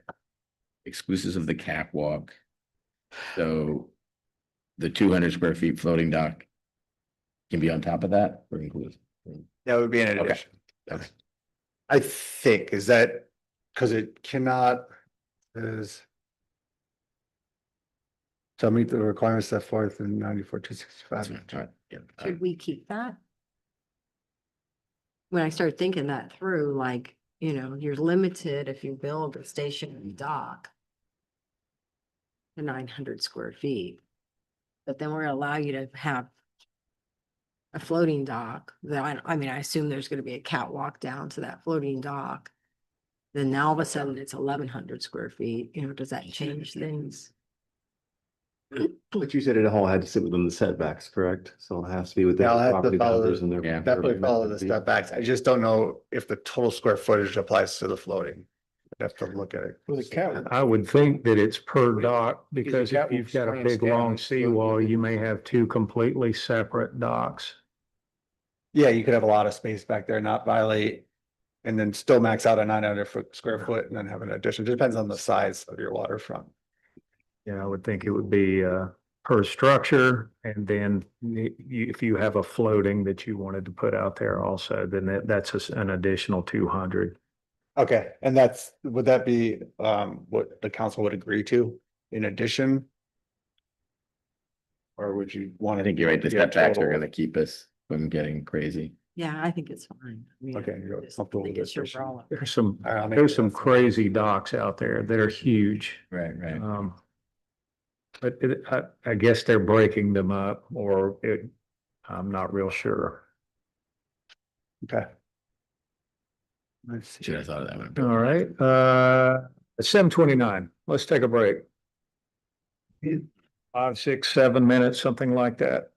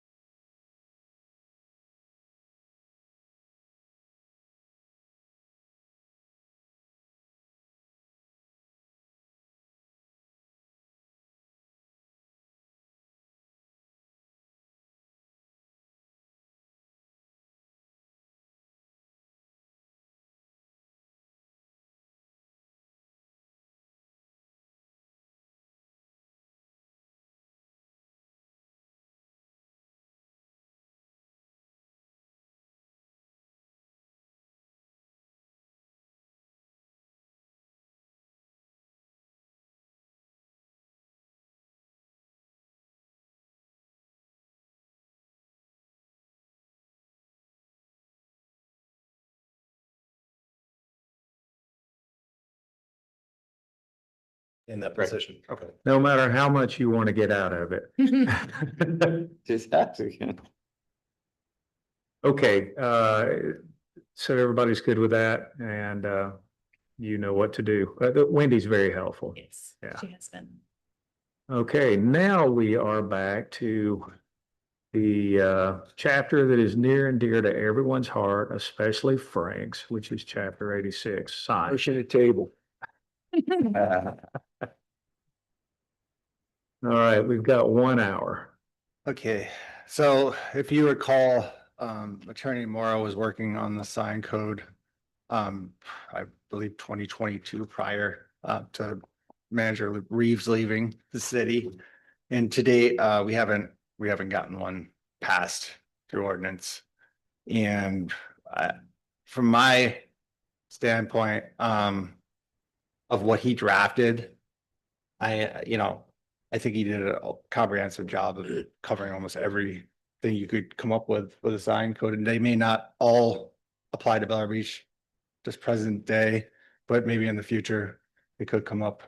There was a lot of definitions, and different, every scenario you could possibly imagine considered at the same time, where he prepared a lot of reference to court cases, and how he arrived at the code. So from my point of view, I have no issue with this code. There's nothing about it that I feel would be a problem, but it's been a long time that we haven't had an actual sign code in ordinance that we're enforcing. And I think it's important that we do get it done before the November midterm elections, when we'll start seeing a lot more political signs and the city signs too. Right. So not all of you were here whenever we went through this process. It may look a little bit intimidating, but this has been cut way down. Randy worked very hard to make sure it was comprehensive, yet not impossible to decipher. Tom, have you been through this section? I have not been provided with a copy of the ordinance that Randy prepared. So I received the packet of materials showing your current code. So what's in here is our current code. And then I believe we had Randy's past ordinance in our last packet. But I can also pull it.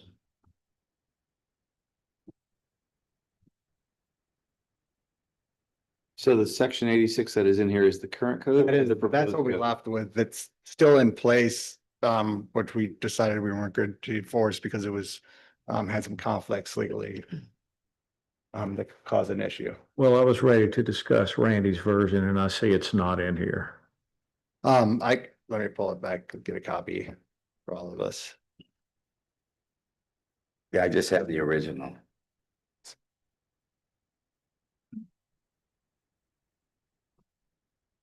Wasn't it there, but that's what. Which is 6 pages. Yeah.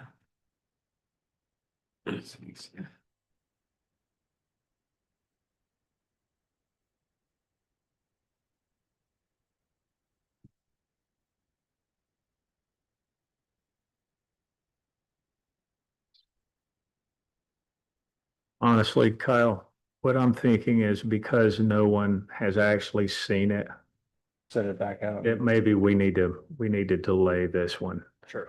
and give everyone a chance to read it on their own dime. And then whenever we do our next work session, we review it because even though he worked really hard on it to try to make it as condensed as it could, it's still a lot of reading.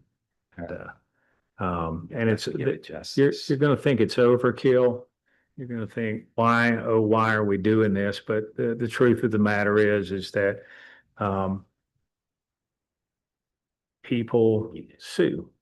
People find every reason whatsoever, especially with signs. They look for any kind of a loophole, any type of an opening, any way that they can, especially during heated elections or just whatever else. So it has to be very tight. And Tom, would you like to comment on that?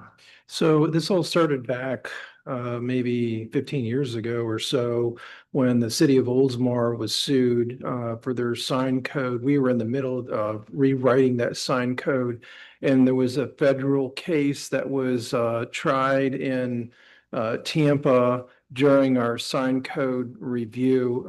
We were successful in rewriting the sign code before the case went to trial, and the court basically found, if my memory serves me right, that it was the cause of action brought by the complainants, which was a billboard company, was moot. And so we felt very good about the fact that our sign code was upheld in federal court. And ever since then, we have been rewriting codes as we have taken on new cities to make sure that they are very similar to the code that we drafted back then. Of course, updated, especially because in 2015, there was a very famous case, Reed versus the town of Gilbert, Arizona, that came up. And so we have to made some adjustments because of that case, but it's good to have an enforceable sign code that you don't have to worry about somebody suing you over. And specifically, you don't have to worry about a billboard going up on Gulf Boulevard out here because of the fact that your code is terrible.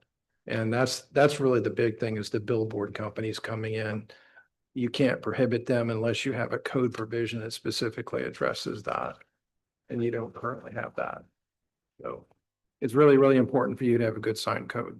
And we kicked this down the road because at the time we didn't have full buy-in on we didn't have enough to reach a majority, and it was just got kicked on down the road. So we're back, and this is a new council, relatively new, and it's time to take a look at it again. We haven't had a sign code now for what, 6 years? Last election cycle was turned off, And didn't change. I think, since we said, Well, since I've been on council, we haven't had a sign ordinance. What trouble have we had? Well, we haven't had anyone. What trouble could we have? Well, what I'm saying, is Like- why create language that, I think when someone violates it, then I don't have anything to stand on. what are they, what I'm saying is, what's really been violated in the city that, I don't. I don't know. I'd like to put a billboard out there in front of one of those. I could buy a little corner at the hotel and put a billboard up. Yeah, I'm thinking about putting a Ditech sign out there and battling surge protection, you know? Yeah, on that side of the street on the hotel side, I mean, they want. I think Kyle's right, though. He needs a tool that if somebody complains about a sign that I put up somewhere, he says, we don't have anything to defend or not defend that. He needs a tool. Yeah. Yeah, and It makes I mean, we have this in all other aspects of all things Bel Air Beach. This is what's missing. And the reason why we are where we're at now is because we were threatened with litigation.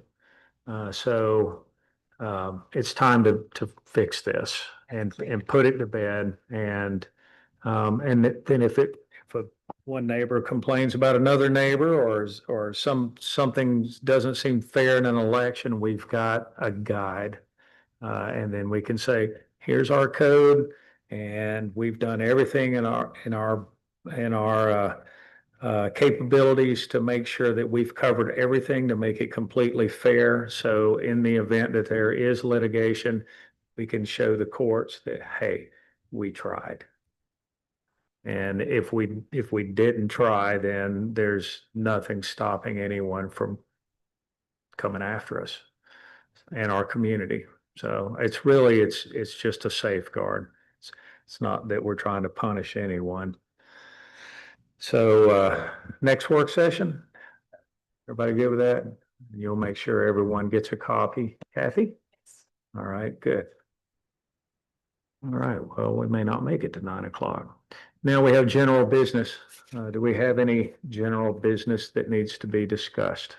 The buoys, are they being put in place or? Yeah, and I bring the approval to execute the PO to the next meeting. We struggled to get 3 competitive bids again, so we gotta do a no bid.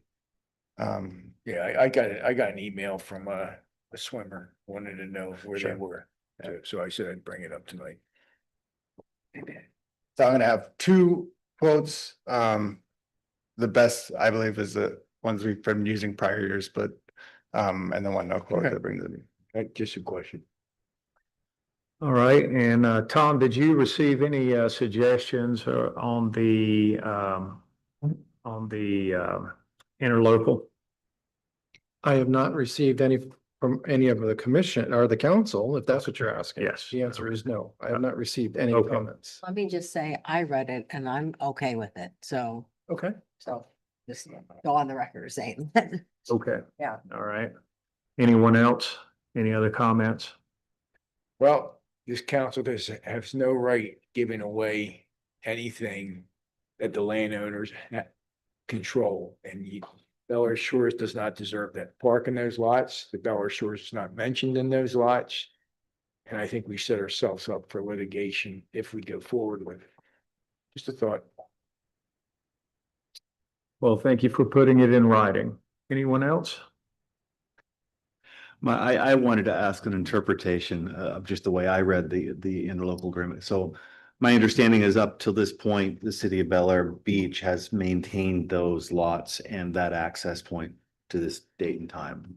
Landscaping, irrigation, parking. As far as I understand, It's all been for the health of Bel Air Beach. 2003. The way I read the new agreement is it reads to me like Bel Air Shores is taking control of the lots and then they are giving or granting license or access to Bel Air Beach. That's my interpretation of the way the new agreement reads. If I'm wrong in that interpretation, tell me, but I don't have a problem with it. It's just more a matter of how is it viewed as they have access, they have control and they're giving us access, or we have control and they The are. control has not changed. Okay. What is happening is the maintenance responsibilities have changed. So we're, So okay, the maintenance. we currently Got it. maintain it and pay for it. They're saying, no, we're gonna maintain it and pay for it. Correct. So that's kind of the tone change I see in the agreement is more of they are taking more ownership of the aspects of the lots and then we are working out how it's paid for and or maintained. They are, under that new agreement, they are maintaining it at whatever cost that is involved. To their standard. Okay. And it also provides that if they can't maintain, they can always ask this city to help them with whatever that they're trying to accomplish. For example, rake the beach or, pave the parking lot or stripe the parking lot or fix the gate or, there is a provision that says that the two cities will work together on that type of situation. Correct. Where they need the help. My understanding is that this is just a question of clarification. So we currently have an allocated set of manpower and public works budgets that we're spending time and energy doing these lots. Are we in turn, if they are taking control of the management of those lots, are we offsetting their expense? In other words, if we were spending $100 on maintaining that outlot and we've now transferred through the new interlocal agreement that Bel Air Shores is going to maintain that outlot, would that $100 be allocated to them and we pay them for the expense? No, Or do we offset the expense and they're just absorbing that expense? no, they're just absorbing Okay. that expense. Thank you. Yeah. Who's gonna pay? Like, who's gonna mow the lots? Who's gonna fix the showers? Who's gonna, huh? That's their problem. Bel Air Shores now. So they're gonna maintain it. Well, and how do they maintain it? Like a bad uncle? Or a rich Mention- uncle, I'm not sure which. Well, they haven't done anything. I throw a question out, what have they done nice? Tell me one nice thing they've done for us in 14 years I've been here. None. Nobody could answer a question. They're now trying to remove the ECL line. And then I'm gonna bring it out to the next commissioners meeting where you have the vice mayor saying if we were successful in removing the ECL line, we will then own to the water edge. Not saying that we can keep people off the water edge, but we can keep them off of everything else. So these people are nuts, okay? And if this council is not willing to fight for the people 19th Street South, our land values are gonna go into the toilet. So what I'm saying is we've maintained them lots. We put benches on them lots, we fixed the showers on them lots, we fixed the irrigation on them lots, we mowed them lots, we sodded those lots. And now they're gonna maintain them. They're maintaining them like they've been maintaining us. We're nuts for letting them do that. Those lots are dedicated to the landowners east of Golf Boulevard. This council has no right to give away any of those rights. I believe your firm wrote something like that 20 years ago. So we're not giving away any rights that you legally have. It's just an local agreement. Speak. Yeah, it's just an interlocal agreement between the two cities on how you're going to address certain things related to those properties. And so, and they're only good for 60 days. I mean, you can terminate it at any 60-day notice, just like the current one you have, you can terminate it if you want to. So it isn't like you're giving anything up. It's just, you know, there's an understanding as to what each city is going to do and who's going to pay for it and how things are going to be handled so that there's an understanding between the two cities. So they don't have to come to say, well, what do we do in this situation? What do we do in that situation? Well, it's in writing. You look to that document and you follow that document. But what I'm saying is we've maintained them for decades, okay? But there's no legal requirement to maintain it by the city. There isn't no legal requirement. We've done it for the benefit of the citizens. All right, now, when there was a beach or sand reclaim, when Hermine came in, we did a reclamation up at Morgan Park. All right, 6th Street got wiped out, 12th Street got a pretty bad hit, and 18th Street or 1880 Street got so much of a hit. And I'm talking about erosion, all right, where the beach used to come right up to the platform. Miraculously, okay, the state dumped sand in front of Mayor Bloom's house and a number of other houses in Bel Air Shores, but didn't dump a handful of sand at 6th Street, 12th Street, or 18th Street. Now, is that the type of maintenance that we're going to have? We had to actually build steps now to get down to the beach at 6th Street. Right, same thing at. So they took public sand, is what I'm saying, and put it in front of their houses for barrier purposes. Who did that? Do you have evidence? Bel Air Shores. I have pictures and I sent them to Kelly Levy and then she just shut me down. And I sent them to the commissioners too. I got tons of pictures of it. It's still there right now? No, they graded it out. Mm. I have it on the record where Mr. Bloom says, we didn't ask for it. It just appeared. Okay, although, okay, when they wanted to move the equipment from Indian Rocks Beach to Bel Air Beach, they made a total fit and said, you're not bringing the equipment up here. So then they had to put stakes out at the ECL line so they could move the equipment. Mr. Bryce Meyer said, once we get the ECL line removed, they'll never be able to move their equipment again up there. This is the maintenance that these are the nice people that we're talking about. I have it all on tape, okay, and I'll play the tape for you next week. Lloyd, Tom, is that something that they could potentially do, remove the ECL line from the state? That doesn't seem possible. So I have not done any research on that. I know that there's been a public records request for that information, but I have not done any research, so I don't know the answer to your question. I made the public records request and I have not received a response. It's on me for not following up because the state of Florida by law should have responded to my email. However, the limited amount of research that I've done, they have every right to petition to have the ECL removed because it's only created where there's erosion control projects. And for Pinellas County in the state of Florida, it was very easy to just draw a straight line and form that. But whenever they found out that Bel Air Shore had nothing to give to actually qualify for public sand for the project, I think 2 years is all they're obligated to actually keep that. Now, that being said, if they petition to have the ECL removed, we have every right as a community that also uses that beach to petition to keep the ECL. So that's why I had so much interest in getting the public records. I wanted to know, has anyone reached out? Is something in the works? Is anything going on? Have their attorneys contact them? Have there been any discussion whatsoever? And the request that I made, Tom read it. It was quite extensive, actually, of what I was asking for. So I will follow up tomorrow to find out where we are on that.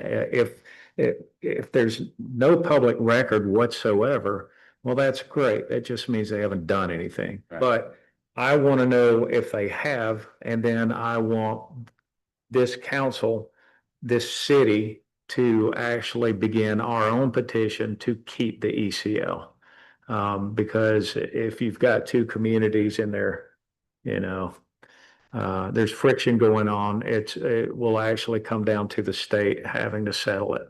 Well, I was over at Mike Twitty's office today pulling maps, and the last erosion control line was set in 1988. That was 4 or 5 beach replenishments after that erosion control line, because the first one came in, I think, in 1966. All right, so they took artificial accretion from Indian Rocks Beach and Bel-Air Beach. And that's why that ECL line is now shown. I've also had residents come with me, and I'm speaking with a resident that's been here for 75 years. We're saying when that water comes up, or before that first beach for nourishment, and that was also said at the Indian Shores meeting that you attended, that water came right up to the seawall. So there was no beach there, right? And if you go down, you talk to other people, even at Morgan Park 20 years ago, there used to be a drop off there. Okay. Kids used to go surfing there until they got the beach renourishments and all that.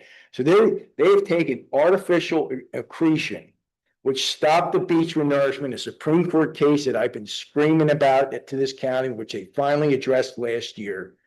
They've taken artificial accretion and claimed it as their land now. And these are the nice people that we're going to enter an interlocal agreement with.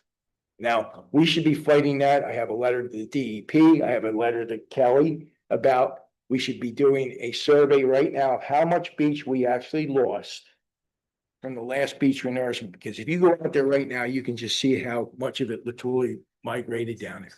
And they're taking that same story. Who's the biggest complainer? He's the biggest benefiter because of this. Most of the currents go this way, and the sand goes this way.